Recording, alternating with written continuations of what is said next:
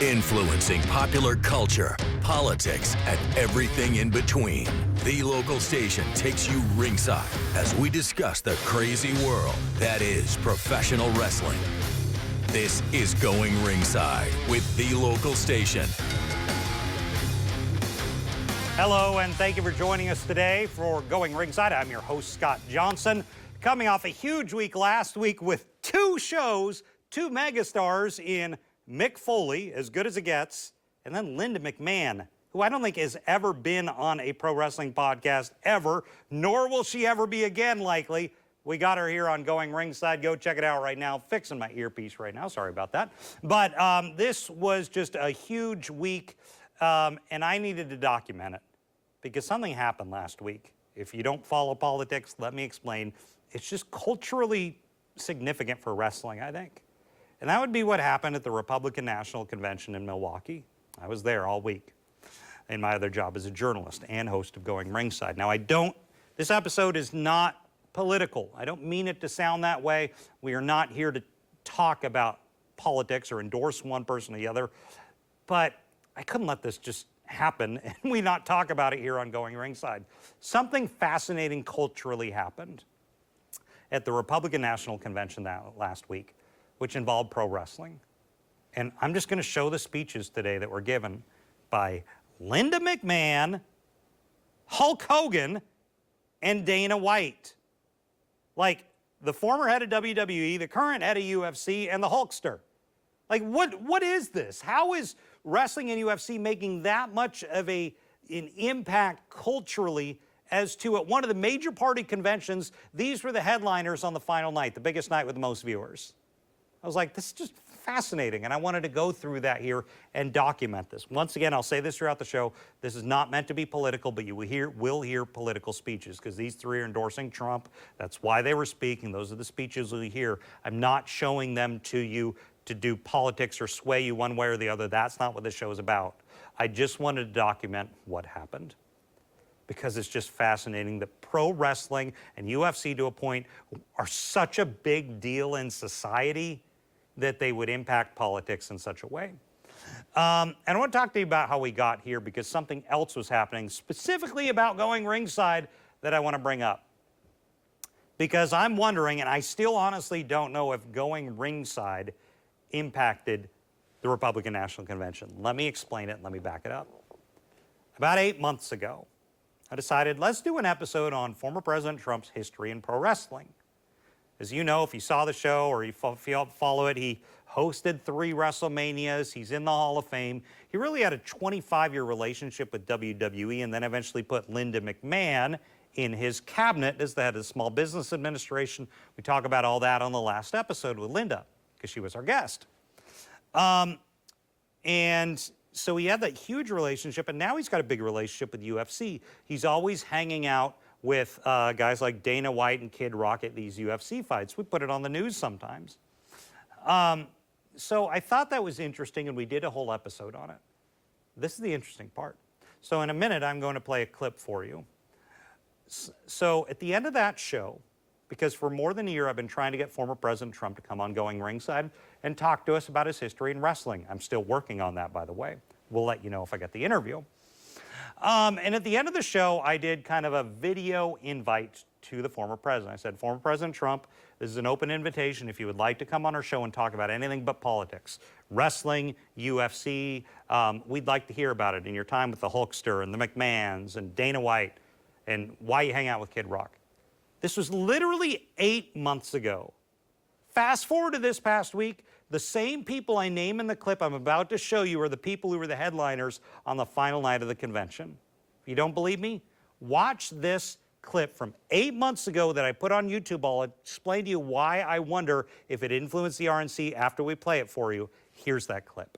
I do want to send this message to former President Trump, if you see this. You're welcome on the show anytime. I can guarantee you if you come on, I will be the only interviewer in America who will not ask you about politics at all. We want to know about the time that Steve Austin gave you a stunner, you shaved Vince McMahon's head, hanging out with Hulk Hogan and Andre the Giant in 1988 and 89. What's with all the UFC fights and hanging out with Kid Rock and Mel Gibson and Dana White? Tell us all about it. We want to know. Once again, if you come on, I can guarantee the only interview where we don't need to talk about politics. Your people know how to get in touch. So I put that little snippet of the show, about 30 seconds, on YouTube. I made it what's called an unpublished post. So the only people who could see it would be if I sent you the link. It's not visibly public. So I looked at the views, because I sent it to the Trump campaign, and it's my role as a journalist. And I know the only people who would feasibly see it would be the Trump campaign. So I thought maybe there'd be like 2 or 3 views and they wouldn't care. I was surprised to see 29 people looked at that. I was one of the 29, so me and 28 other people who would have had to have been at the Trump level campaign would have seen it. Fast forward 7 months. In that clip, I talk about Kid Rock, Dana White, Hulk Hogan, and the McMahons. Who shows up to speak at the convention final night? Dana Rock, Hulk Hogan, Linda McMahon, and Kid Rock plays. I was like, did Going Ringside influence the RNC? I honestly, at this point, don't know. But I'm wondering. If you know, let me know. So I was just fascinated that it happened. But so I wanted to take the speeches Kid Rock played, so we won't use Kid Rock, but I wanted to use the McMahon speech, the Hulkster speech, which everyone was talking about, and Dana White flew halfway around the world, is what I'm told, to be there to introduce President Trump. So I'm going to start it with the Hulkster speech. Once again, as I said at the top of the show, I am not doing this to sway you politically, to have you watch political speeches supporting President Trump. I'm doing it to document the fact that UFC and pro wrestling were on high visibility. Everyone was talking about these 3 speeches.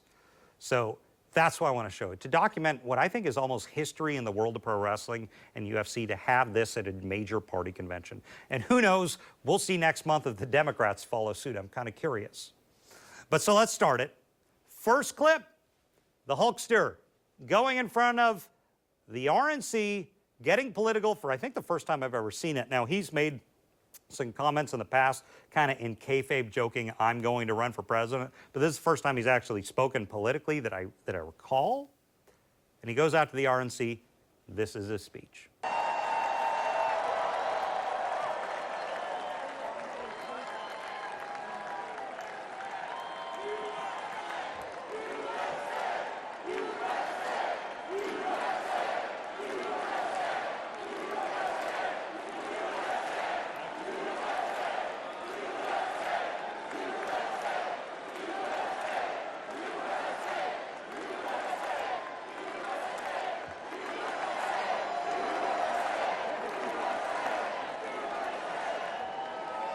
Well, let me tell you something, brother. You know something? When I came here tonight, there was so much energy in this room. I felt maybe I was in Madison Square Garden getting ready to win another world title. Or maybe I thought the vibe was so intense, the energy was so crazy, it felt like maybe I was going to press that no-good, stinky giant over my head and slam him through the mat, brother. But what I found out was I was in a room full of real Americans, brother. And at the end of the day, with our leader up there, my hero, that gladiator, we're gonna bring America back together. One real American at a time, brother.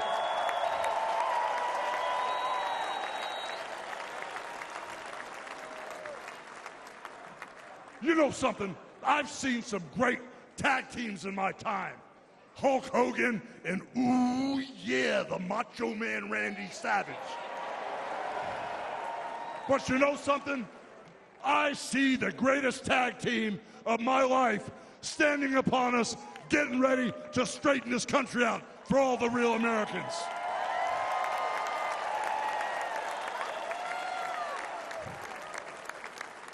You know, even though you guys are real Americans, you better get ready. Because when Donald J. Trump becomes the President of the United States, all the real Americans are going to be nicknamed Trumpites.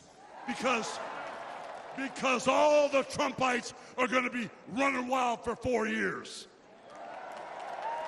So with the power of Donald J. Trump and all the Trumpites running wild, America is going to get back on track. And like Donald J. Trump said, America is going to be great again.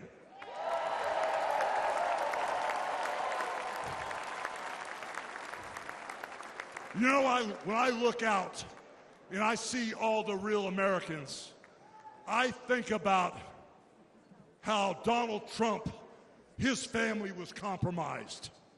When I look out there and I see Donald Trump, I think about how his business was compromised.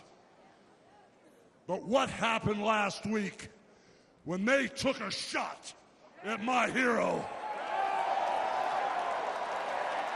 and they tried to kill the next president of the United States? Enough was enough. And I said, let Trumpomania run wild, brother. Let Trumpomania rule again. Let Trumpomania make America great again.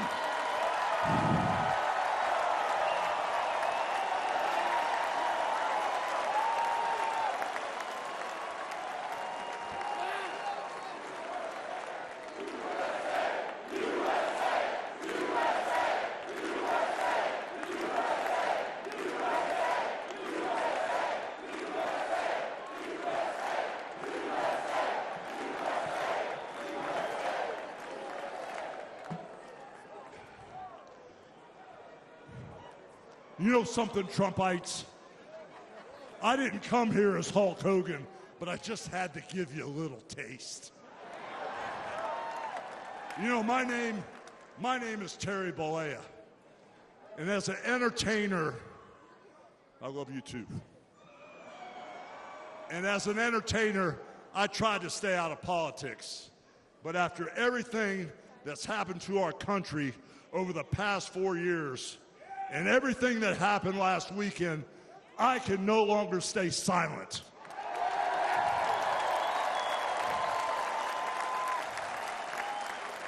I'm here tonight because I want the world to know that Donald Trump is a real American hero. And I'm proud to support my hero as the next president of this United States.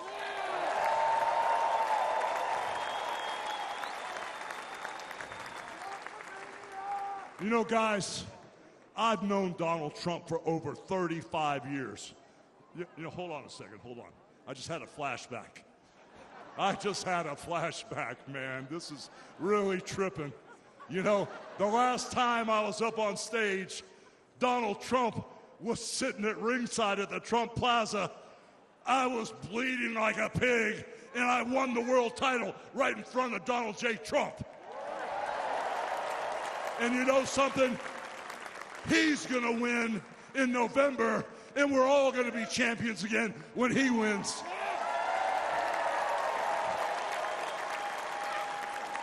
And like I said, I've known that man for over 35 years.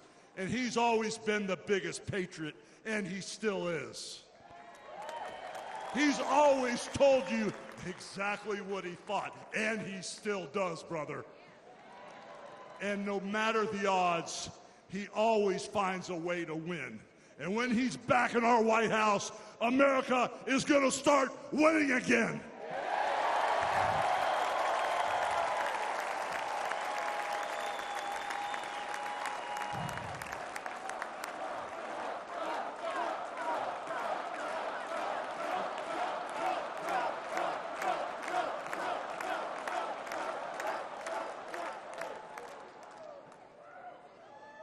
You know, guys, over my career, I've been in the ring with some of the biggest, some of the baddest dudes on the planet. And I've squared off against warriors, ooh yeah, savages. And I've even, like I said, body slammed giants in the middle of the ring. And I know tough guys. But let me tell you something, brother. Donald Trump is the toughest of them all.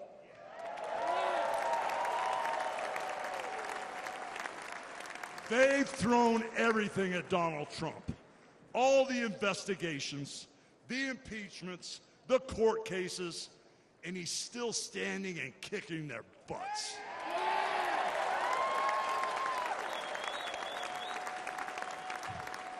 You know, we never had it better than the Trump years. Back then, we had a thriving economy. We had strong borders. We had safe streets. We had peace and respect around the world. But then we lost it all in a blink of an eye. Crime is out of control. The border is out of control. The price of food and gas and housing is out of control. And the only person who can clean this up is Donald Trump.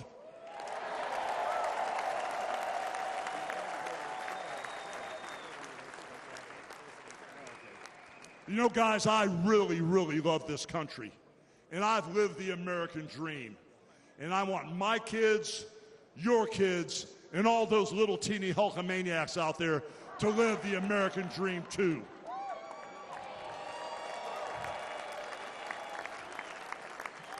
This November, guys, we can save the American dream for everyone. And Donald Trump is the president who will get the job done. So all you criminals, all you lowlifes, all you scumbags, all you drug dealers, and all you crooked politicians need to answer one question, brother. What you gonna do when Donald Trump and all the Trumpomaniacs run wild on you, brother? God bless you, and thank you.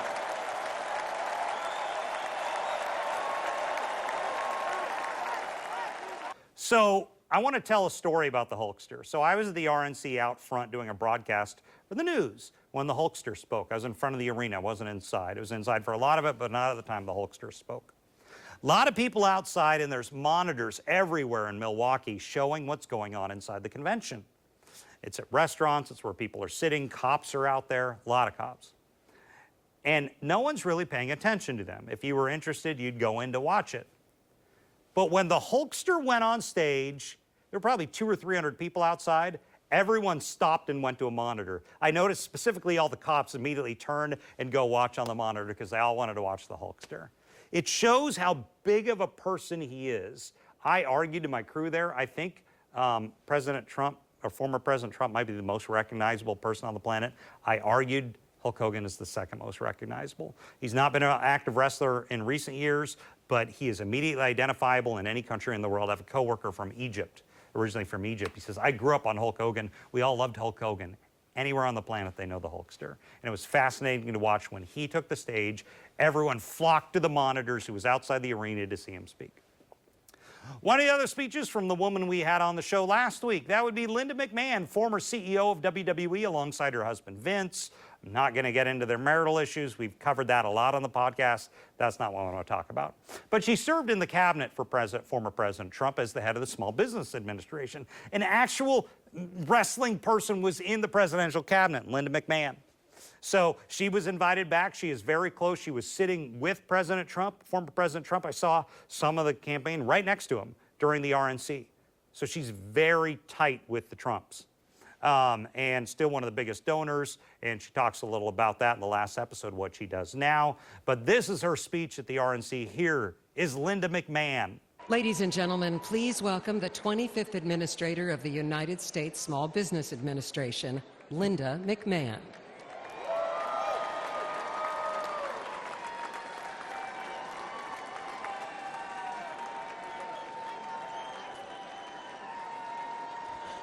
Thank you. Well, hello, Milwaukee, and good evening, America. Let me take 1 second to say hello to my fellow delegates from Connecticut. My name is Linda McMahon, and I am the chair of the America First Policy Institute. I'm perhaps one of the few people who's been privileged to call Donald Trump a colleague and a boss, but he's also a friend. Let me share a little story that's probably not the typical Donald Trump story. I had a meeting scheduled with him at Mar-a-Lago, and as he welcomed me, his little 4-year-old granddaughter ran up to him, He scooped her up with delight and asked her, "Who's the most beautiful girl in the world?" And she said, "Me." Then he asked, "And who do you love the most in the world?" And she said, "You, Grandpa." And he kissed her on both cheeks. Then she whisked off his hat and mussed his hair. And he smiled with the love that only a grandfather could have given. I first met Donald Trump when I was the CEO of World Wrestling Entertainment. For fun, he became part of some of the most compelling and highest rated storylines in the company's history. And when he became president, I was honored to serve in his cabinet running the Small Business Administration. I traveled the country talking to business owners and job creators. They knew they had a president who understood them and fought for them. He knew that small businesses are the engine of the American economy, and the Trump tax cuts proved to be like rocket fuel for them. Almost every business owner I spoke with was using their tax savings to grow their businesses. And ladies and gentlemen, the U.S. economy was flourishing. But at no moment during my time in the government was more poignant for me than one that happened in 2018. I traveled with the president to view the destruction which Hurricane Florence had levied on my hometown of New Bern, North Carolina.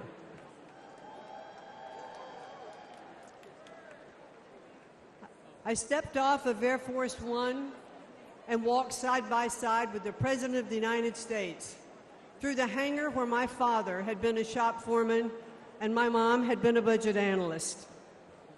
I watched Donald Trump walk through neighborhoods of my childhood, comforting those who had suffered such great damages. Because he was a builder, he talked to them about what it would take to rebuild, what kind of materials they should use. And he didn't just show a personal interest, he was one of them. But now Joe Biden and the Democrats want to penalize small businesses again by hiking their taxes. But when he's reelected, Donald Trump will make those tax cuts permanent. And he will also offer new tax cuts like no taxes on tips.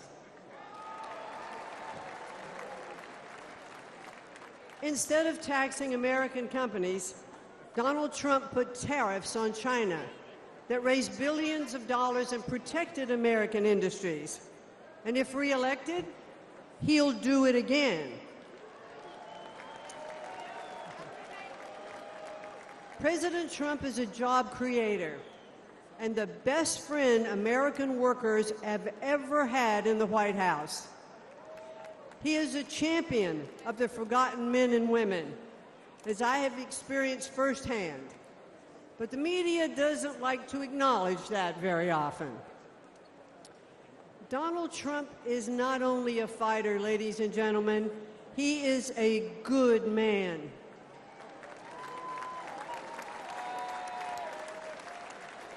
He has the heart of a lion and the soul of a warrior.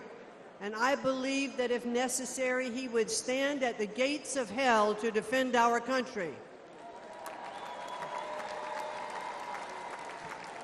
He loves this country, and he would do anything to defend it and to protect us from all harm.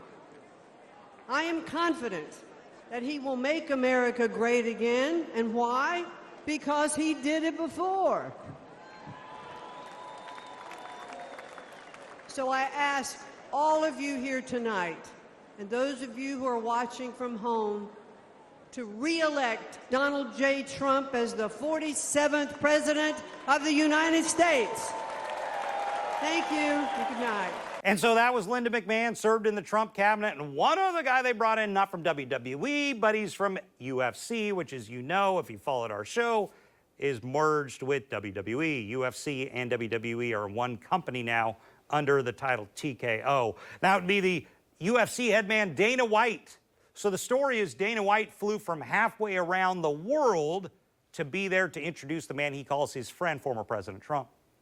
Dana White goes in and introduces him. Once again, I want to say I'm not showing you this to sway you politically. I just want to document this historical thing in the world of wrestling and UFC. And Dana White was the guy who was the headliner before the former president to introduce Trump. Good evening, ladies and gentlemen. I am Dana White. I am the CEO and president of the Ultimate Fighting Championship. So 2 weeks ago, I got a call from President Trump asking me if I'd be willing to speak tonight. As usual, there was no pressure, no demands. He asked me as a friend, and of course I said yes. Then, after I accepted his offer, he sent me a text message, and I just want to read to you a little piece of what President Trump wrote to me. Dana, I'm so honored that you will be doing the introduction at the National Republican Convention. Think of it as the biggest fight you ever had, a fight for our country and even the world. I only wish you didn't have to interrupt your family trip, but I hope they understand they love you and they know how important this is. Now think about this. This man's running for President of the United States. He's fighting for the future of this country, and he's concerned about interrupting my family trip. That's the President Trump that I know, a man who truly cares about people. The mainstream media likes to push the narrative that he doesn't care about anyone but himself. I absolutely know that's not the truth, because I've been friends with this guy for 25 years. And for the people who know me, they'll know this is true. I just want to make something very clear. Nobody in the Trump campaign has ever told me what to say. Nobody tells me what to say, and I'm nobody's puppet.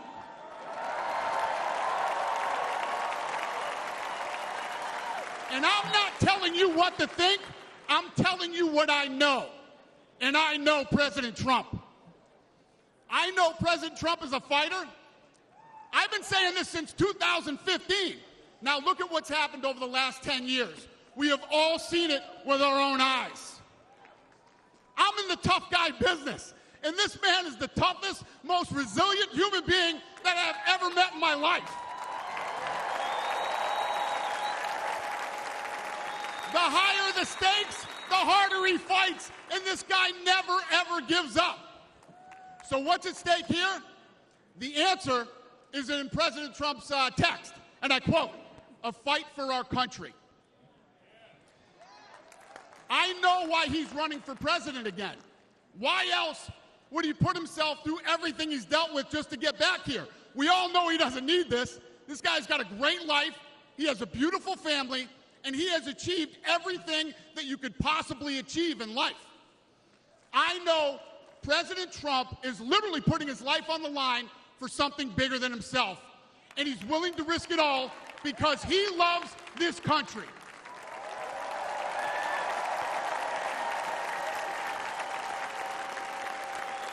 And I know he wants what's best for the American people, all American people. I know he's running for president to save our American dream. I'm living the American dream, and I know the American dream is very real. Whether you were born in this country or came here from someplace else, this is the last real land of opportunity. President Reagan once said, "Government's first duty is to protect the people, not run their lives." And if you're buried in government red tape, how will you ever start your own business? If you're struggling to pay your bills, how can you ever afford to start a family? And if you don't feel safe in your own town, why would you ever buy a house?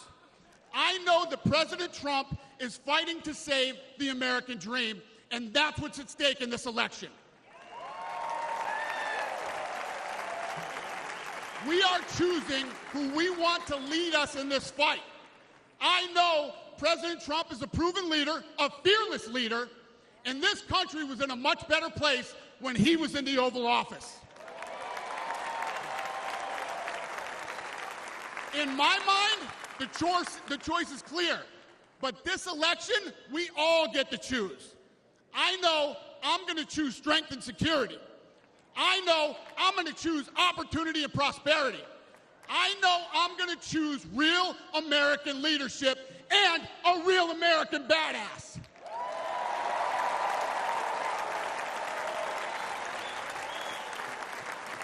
And I'm not telling you what choice to make, and I'm not telling you what to think. I'm telling you what I know. I know America needs a strong leader, and the world needs a strong America. I know Donald J. Trump is the best choice for President of the United States. My fellow Americans, it is my honor to introduce the 45th and soon-to-be 47th President of the United States, Donald J. Trump.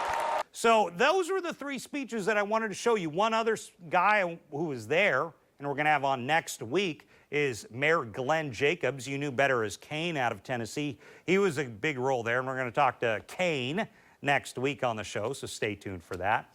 But I just wanted to document this. I cannot illustrate it again. I know these were political speeches. I did not mean for this to be a political show, but I mean to document what happened. It was just amazing that one night at a presidential convention was filled with WWE and UFC. That was really the focus. In fact, everyone I talked to collectively thought Hulk Hogan was their favorite part of the convention. They just loved the speech. When he ripped off the shirt, went full Hulkamania, you know, that is American iconic as far as images go. So that is our episode on this. I wanted to document the RNC. As I said, we'll have Kane next week. So thank you for joining us on this special episode of Going Ringside. We'll get a little less political as the weeks go by, but you never know who will show up at the DNC next month, so maybe not. We'll see. Thanks for joining us in this episode of Going Ringside. I'll see you back here next time. This has been Going Ringside with the local station, brought to you every Wednesday on your favorite podcast player, on News4 Jax Plus, as well as the News4 Jax YouTube channel.